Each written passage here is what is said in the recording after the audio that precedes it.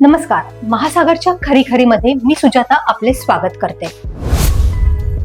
पुढील 2-3 महिन्यानंतर बिहार राज्यांमध्ये विधानसभा निवडणूक होणार आहेत. त्या निवडणुकीच्या आधी मतदारांची फेर तपासणी करून नव्याने यादी तयार करण्याचे काम निवडणूक आयोगाने हाती घेतलेले आहे. प्रत्यक्ष निवडणुकीच्या पूर्वी ज्यांनी अनेक वेळा मतदान केले त्या मतदारांना हे निवडणूक आयोग सध्याच्या घडीला प्रचंड मोठ्या प्रमाणात छळत आहे. मतदारांची फेर तपासणी करताना इतक्या गोष्टी मागण्यात येत आहेत की त्यापैकी बरीच कागदपत्रे सामान्य माणसांजवळ उपलब्ध असूच शकत नाहीत.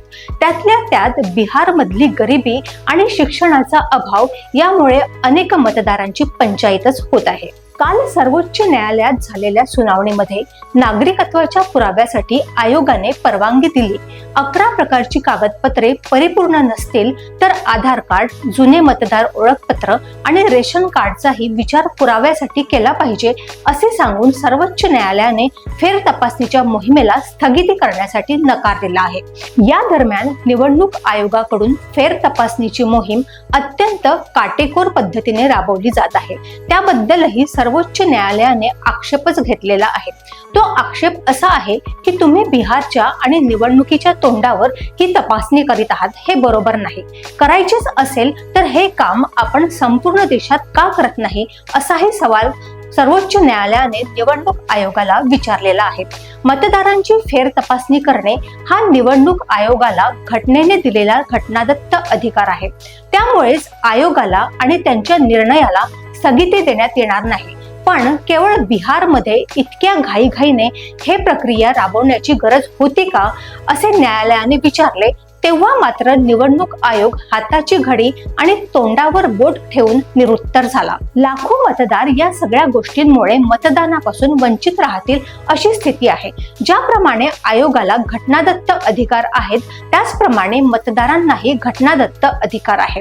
त्यामुळेच कोणाचेही नागरिकत्व ठरवण्याचा अधिकार निवडणूक आयोगाला नाही असे सांगून निवडणूक आयोगाचे कान सर्वोच्च न्यायालयाने उत्तम रीतीने तपासले आहेत.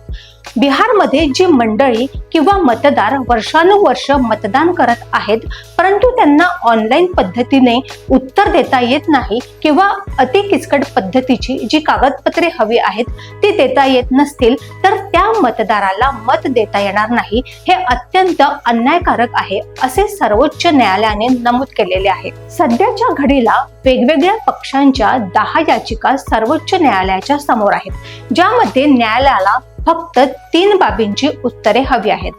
त्यामध्ये एक तर या निवडणूक आयोगाला फेर तपासणीचा अधिकार आहे काय आणि जर समजा असेल तर दुसरी म्हणजे फेर तपासणी ज्या पद्धतीने होत आहे ती प्रक्रिया योग्य आहे काय. त्यानंतर तिसरी त्याहून महत्वाची बाब म्हणजे त्यासाठी ही आताची वेळ योग्य आहे काय. हे 3 प्रश्न न्यायालयाने विचारलेले आहेत. निवडणूक आयोग स्वतंत्र संवैधानिक स्थापना आहे आणि सर्वात महत्वाचे म्हणजे संवैधानिक अधिकार निवडणूक आयोगाला असले तरीही आयोगाला मनमानीचा अधिकार नाही. कारण जे मतदार आहेत त्यांना हुसकावण्यासाठी जी प्रक्रिया राबवली जात आहे त्यामुळे बिहार सारख्या राज्यात बरेचसे मतदार यामुळे वंचित राहू शकतात. म्हणून सर्वोच्च न्यायालयाने अत्यंत सडेतोड प्रश्न विचारून सूचना दिलेल्या आहेत. त्यामध्ये नागरिकत्व तपासण्याचा अधिकार केवळ गृह खात्याला आहे असे कायदा म्हणतो. त्यावर निवडणूक आयोगाच्या वकिलांनी मल्लीनाथी करत गोलमाल उत्तरे दिली. परंतु न्यायालयाने स्पष्टपणे विचारून मतदानापासून कोणालाही वंचित करण्यात येणार नाही असे सूचित केलेले आहे. आता ऐनवेळी निवडणुकीच्या तोंडावर घाई गडबडीने मतदारांची तपासणी करणे योग्य आहे किंवा नाही हे न्यायालयाने स्पष्ट केले नसले तरी त्यांना काय म्हणायचे आहे ते निवडणूक आयोगाला आता बरोबर समजले आहे.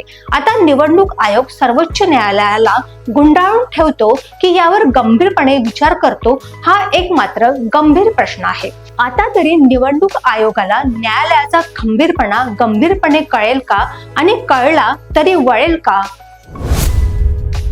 अशाच घडामोडींसाठी बघत रहा महासागर. अजूनही तुम्ही आमच्या चॅनेलला सबस्क्राईब केलं नसेल तर लगेच सबस्क्राईब करा, लाईक करा, शेअर करा आणि बघत रहा महासागर. नमस्कार.